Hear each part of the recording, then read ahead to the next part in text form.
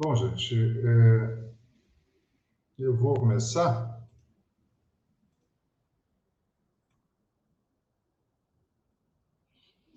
Hoje é um dia meio atípico, embora seja as nossas quintas-feiras da semana, né, do dia da live. Infelizmente, hoje, quer dizer, felizmente teve jogo do Brasil hoje e tivemos aí 2-0. Tá? Então, nós vamos começar a falar um pouquinho sobre a questão do cão e as doenças de carrapato, que muita gente confunde, muita gente tem dúvida, o que é isso, o que não é, o que é hematozoário, esse parasita fica onde, enfim, vamos começar. Carrapato hoje é uma preocupação muito grande em todo o país, tá certo? E as cidades grandes não estão fora dessa preocupação. Muita gente pensa que carrapato é uma coisa que só se vê em cidade do interior, né? Ou em sítio ou fazenda. É evidente que lá tem bastante carrapato também, de várias espécies diferentes, mas nos grandes centros a espécie predominante é o parasita do cachorro, que é o carrapato vermelho, também chamado de ripséfalos sanguíneos.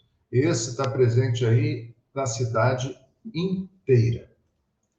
Maceió, por ser uma capital e uma cidade relativamente grande, infelizmente não está aí, não é uma exceção, tá?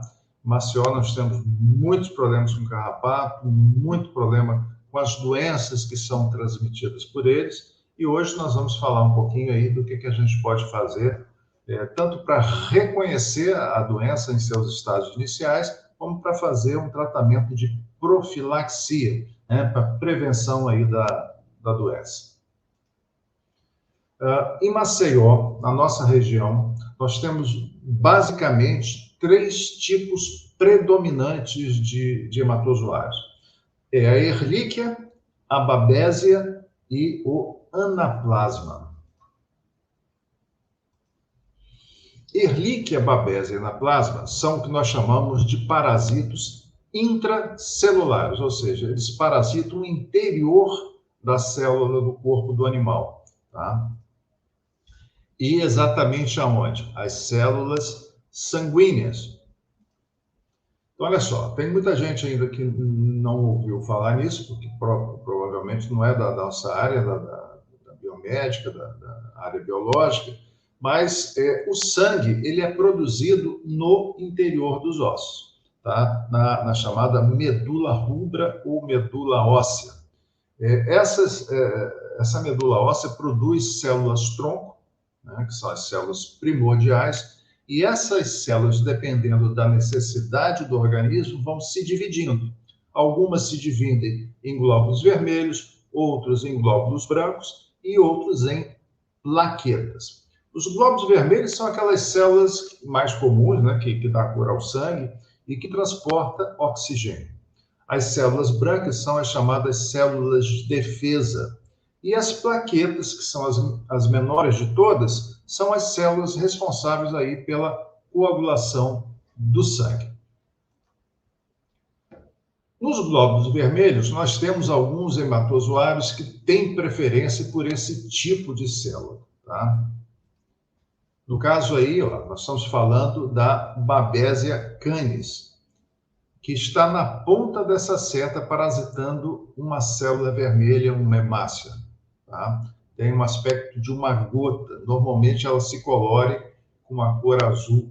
Tá? Então, Babesia canis talvez seja um dos mais agressivos. Tá? E nós temos achado aqui em Maceió uma relativa frequência.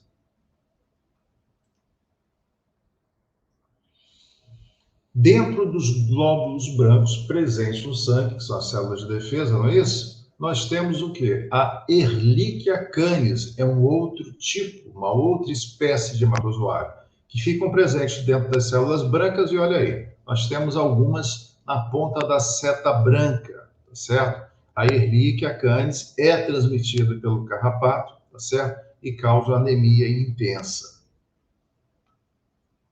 Gente, se alguém quiser fazer já alguma pergunta, a gente para com todo prazer para tirar dúvida, tá certo? Essa live é curta, mas ela tem que ser bastante didática para que você possa realmente entender um pouco mais o risco, né, dessas doenças para o seu animal. Então, se quiser, pode mandar uma pergunta que a gente dá uma paradinha aqui e responde. Bom, e, finalmente, né, as plaquetas, como eu disse, são as menores de todos os elementos figurados. E olha só, até dentro das plaquetas, vejam ali no interior das células, tem hematozoário. E o principal que parasita a plaqueta é chamado de Anaplasma plex, ou seja, é uma doença transmitida pelo carrapato. Então, quando a gente fala em doenças de carrapato, nós estamos falando de várias espécies, tá, de agentes etiológicos. Aqui na nossa região, Babesia, Ehrlichia e Anaplasma. Tá? Como é que a gente descobre isso? Nós vamos mostrar mais para frente um pouquinho. Bom, essas doenças, esses parasitos, eles não conseguiriam entrar no organismo do cão se não fosse pela ajuda aí de um vetor, tá? No caso aí é o carrapato do cão ou o carrapato vermelho, o Rhipicephalus sanguineus. Muito comum no nosso ambiente aqui na cidade. Tá? Eu não cheguei a falar, mas carrapato tem várias espécies, tá? E cada espécie tem predileção, tem tendência a parasitar um determinado animal, por exemplo. Esse carrapato vermelho, a predileção dele é pelos cães. Olha só, muita gente relata, eu achei um carrapato enorme, né, no meu cachorro, e ele estava cheio de sangue, enfim. Esse carrapato enorme, que chega na espécie aí do carrapato vermelho, ao tamanho de um caroço grande de feijão, ele fica cheio, ele fica túrgido, não só de sangue, mas de milhares de ovos. Tá? Essa fêmea aí pode colocar por dia centenas de ovos, então fica muito difícil você combater a infestação de carrapatos se você não tiver um mínimo de conhecimento, tá? Para fazer a profilaxia. Em volta desta fêmea, percebam, tem um monte de outros carrapatos menores. Tá? Esses são os machos. Então, é muito comum quando você tira esse carrapato grande, tira a fêmea engurgitada, encontrar no lado um macho. Tá? Não são espécies diferentes, não. São a mesma espécie, só que sexos diferentes. E no verão, tá? É quando a população de carrapato aumenta muito, em função do estímulo da temperatura sobre o seu ciclo reprodutivo. Não só carrapato, a maioria das bactérias, vírus, se multiplica mais no verão, que é quando aparece uma quantidade maior de doenças na cidade. Tá? E os principais sinais que esse hematozoários produzem são os mais comuns. Febre, que é um sinal comum a uma quantidade enorme de doenças. Inapetência, perda de apetite. Muito cachorro também fica sem apetite, com uma série de outras coisas. Vem a perda de peso, vem a apatia, que é o desânimo. Alguns começam a vomitar, outros, em função da anemia provocada por essas doenças do carrapato, começam a ter dificuldade respiratória. Nos casos que vão se agravando, que vão progredindo mais, pela baixa de plaqueta, que é uma das principais características dessa doença. Lembra que plaquetas são responsáveis pela coagulação do sangue? Então, quando diminui muito abaixo do normal essas plaquetas, em torno de 250 mil, que é o mínimo, para baixo, o animal fica propenso a ter sangramentos. Normalmente é nariz, ele espirra, sai muito sangue, às vezes sai sangue nas fezes, às vezes na urina. A pele, muitas vezes, fica com manchas roxas, tá? Isso não é sinal de pancada, isso é sinal de plaqueta baixa, o sangue extravasa dos vasos e fica ali embaixo da pele. E também da conjuntiva dos olhos. Tá? Então, esses são os principais sinais. Esses três últimos são os mais graves. É o que normalmente motiva o proprietário a levar o cachorro ao veterinário, ou seja, quando ele já está com dificuldade respiratória, quando ele já tem sangramento nasal, e urinário, quando ele já está com manchas roxas, né? Então, esses são sinais que normalmente inspiram o proprietário a levar no veterinário. Muitas vezes aqui na nossa rotina de consulta, a gente faz um hemograma, né? Consulta em hemograma, para ver, eu até digo ao cliente que isso é bom para ver como é que está o estado geral do animal. E a gente descobre a doença ainda nas fases iniciais, tá? Muitas vezes o animal ainda nem apresenta os sinais da doença. Aí fica muito mais fácil de tratar, certo? Vamos ver aqui outro slide. Pronto. Nesses casos mais graves, em que ocorre a quantidade baixa de plaquetas, o animal perde sangue, seja na urina, seja pelo nariz e tudo, é necessário uma transfusão de sangue, tá? E é uma pena, porque em Maceió, apesar de nós já termos um mercado aí bastante significativo, ainda é difícil a gente ter acesso a esse sangue para transfusão. Eu sou sempre obrigado aí a pedir ao cliente que consiga um amigo que tem um macho grande. Os machos são mais indicados para doar sangue, tá certo? Porque ele tem uma quantidade maior de hemácias.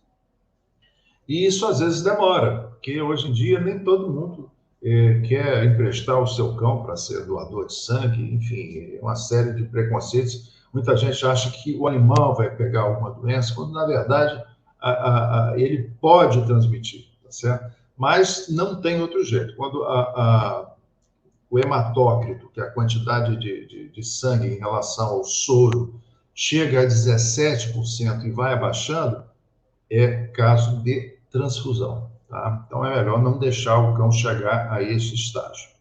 E olha aí, esse é o local onde você encontra, tá? Encontra a maior quantidade de carrapatos nos grandes centros, são nas pracinhas, tá? A gente acha um ambiente tão bonito, tão limpo, tão equilibrado, mas lá pode ter certeza que nós temos uma quantidade grande de carrapatos, pior, carrapatos esperando o seu cachorro, porque eles ficam assim, ó, na ponta do capim, ou de gravetos, ou qualquer coisa que saia um pouco do solo. Ele fica nessa posição, aí, com os braços abertos, o cachorro passou, essas garras já se fixam no pelo do animal e o cachorro leva o carrapato sobre o seu pelo. Com o tempo, ele vai entrando ali entre o pelo, vai se aprofundando, tá, nessa camada de pelo, e chega à pele, onde ele vai se fixar e começar a parasitar, né, a se alimentar do sangue. Olha aí, ele fica na ponta de folhas, fica na ponta de capim, mais ou menos no nível, tá, do cachorro. Esses animais têm muita experiência, pode ter certeza. O melhor método hoje para você fazer um diagnóstico é através do exame de sangue. Existem diversos tipos de exame. Alguns mais baratos, outros mais caros, alguns chegam como o PCR, chegam a custar um valor bem significativo. Eu ainda sou da velha guarda e eu consigo, através do hemograma, tá, ter um histórico, ter informações muito significativas que fecham, no meu caso, um diagnóstico, já que a gente trabalha numa região aqui que o poder aquisitivo não é muito alto. Então, a gente tem que utilizar melhor as ferramentas, tá, que a gente pode disponibilizar.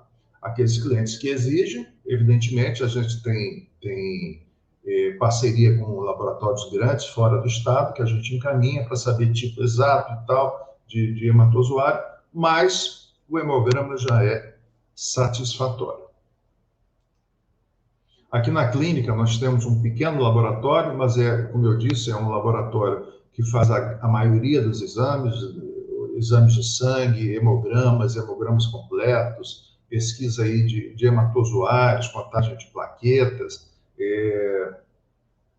reticulócitos, tá? Nós temos bioquímica também para avaliar funções hepáticas, enfim, tudo isso. Mas, ao examinar a lâmina ao microscópio, tá, a gente, às vezes, dá sorte de encontrar o parasita dentro de uma daquelas 3 células. né? E com isso a gente fecha um diagnóstico. Muito melhor do que qualquer exame onde a gente não esteja vendo, né, o parasita. Infelizmente, nós não temos vacinas contra hematozoários, contra doenças de carrapato. Tá? Essas vacinas ainda não existem. E os carrapatos, né, eles são o quê? Pequenos aracnídeos. Aracnídeos é o quê? São da família das aranhas. Tá? São ectoparasitas, ou seja, parasitam o meio externo, então ficam sobre a pele. Outra característica, são hematófagos, se alimentam exclusivamente de sangue. São responsáveis aí pela transmissão de inúmeras doenças, aqui na região basicamente essas três, mas existem outras em outras regiões, algumas inclusive, que são transmitidas ao homem, né? E interessante que registros fósseis sugerem que a existência dos carrapatos no planeta tem pelo menos 90 milhões de anos, tá certo? Eu até separei uma foto interessante aqui para mostrar um carrapato embebido num âmbar, que é seiva de árvore, que ficou aí na história durante alguns milhões de anos. Tá? Cobriu um carrapato, e esse carrapato é praticamente igual ao carrapato que nós temos hoje, mesmo depois aí de quase 100 milhões de anos. Então, é um animal que está no planeta há muito mais tempo do que eu e você, há muito mais tempo do que os cachorros, portanto, ele é muito bem adaptado ao meio. E por último, olha só, nós temos aproximadamente 800 espécies de carrapato, tá? 800 espécies. Aqui em Maceió, a gente acha muito o carrapato do cão, que é o Ripicefalus, tem o carrapato do boi, que é o Boófilos, e outro carrapato que é terrível é o carrapato do cavalo. Esse também é chamado de micuim. Esse carrapato ele não tem uma espécie, como se diz, uma preferência muito grande por um determinado animal, embora ele seja conhecido como carrapato do cavalo. Mas ele parasita passarinho, ele parasita gato, ele parasita o homem. Pintou na área, tá? Sangue quente, ele está lá parasitado. Tá? Inclusive, eu atendi uma cobra uma vez que estava coberta de parasitas. Eu fiz a pesquisa, era carrapato boófilos, é o carrapato do boi. Cheia de carrapato. O tratamento foi com carrapaticida também, foi com banho carrapaticida e a cobra também, obrigado. Bom, profilaxia, como é que você tem que fazer para evitar, né, ao máximo que o seu carrapato pegue, que o seu cão, perdão, pegue carrapatos? Eu recomendo atualmente shampoos carrapaticidas. Por quê? São shampoos baratos, tá certo? Fáceis de achar e que não tem efeitos colaterais no animal. Ou seja, não afeta a saúde do cachorro, não afeta a saúde do gato. Ao contrário de outras drogas aí mais recentes, mirabolantes, tá? Que na visão de muitos colegas no Brasil afora, tem sido a principal suspeita pelo aumento de casos de câncer em cães. Eu trabalho nessa área de veterinária há mais ou menos 30 anos e o que eu tenho visto nos últimos 10 anos para cá é um aumento muito grande de casos de câncer, o que era raro há mais tempo atrás, tá? Especialmente casos de câncer de baço, tá certo? Câncer de fígado. Temos encontrado muito também insuficiência renal e insuficiência hepática. Perdão, acho que tinha mais alguma coisa aqui. Pronto. Coleiras carrapaticidas também podem ser uma boa opção para você evitar os carrapatos. E a dedetização do ambiente onde os animais ficam, tá? Periodicamente, a cada 15, 30 dias, pulverizar muros e paredes externos da casa. Isso para quem mora em casa. Com isso, você consegue baixar muito a infestação e manter aí a sua casa mais protegida. Não pulverizem o piso, tá? Porque o piso é onde o cão caminha, dorme, lambe. Então, muros e paredes externos. No cão, dentro de casa, usa o shampoo, usa a coleira e evidentemente, tomar cuidado com remédios mais fortes. Aqui no site da Kenda Veterinária, que é kendaveterinária.com, tá? Nós temos uma seção destinada a informativos, e eu tenho escrito alguns informativos sobre os mais diversos assuntos. E no informativo 12 e no informativo de número 50, você vai encontrar material para complementar esse nosso bate-papo, tá bom? Bom, nós estamos chegando ao fim dessa conversa. Perguntas acho que ninguém ainda fez. Essa palestra vai ficar gravada no YouTube. Quem tiver interesse, entra lá no YouTube, se inscreve, curte e encaminha essa palestra para outras pessoas que vocês venham a ter amizade, ter conhecimento, para que elas também tenham um pouco desse conhecimento a respeito dos carrapatos. Aqui no Veterinária, fica aqui no coração do Santo Eduardo, em Maceió, atrás da igreja Nossa Senhora de Assunção, em frente ao colégio estadual Mota Trigueiro, certo? Esses aí são os nossos telefones de contato, o 99189-1961 é o WhatsApp geral, e o abaixo, o 99936386, é o meu pessoal, tá? Então, vocês que gostaram da palestra, se interessaram pelo tema, eu estou à inteira disposição para tirar dúvida aí sempre que vocês tiverem, sobre este ou sobre outros temas, tá bom? Eu agradeço muito pela atenção e convido vocês a participar da próxima live, na próxima quinta-feira. Um abraço grande e até lá.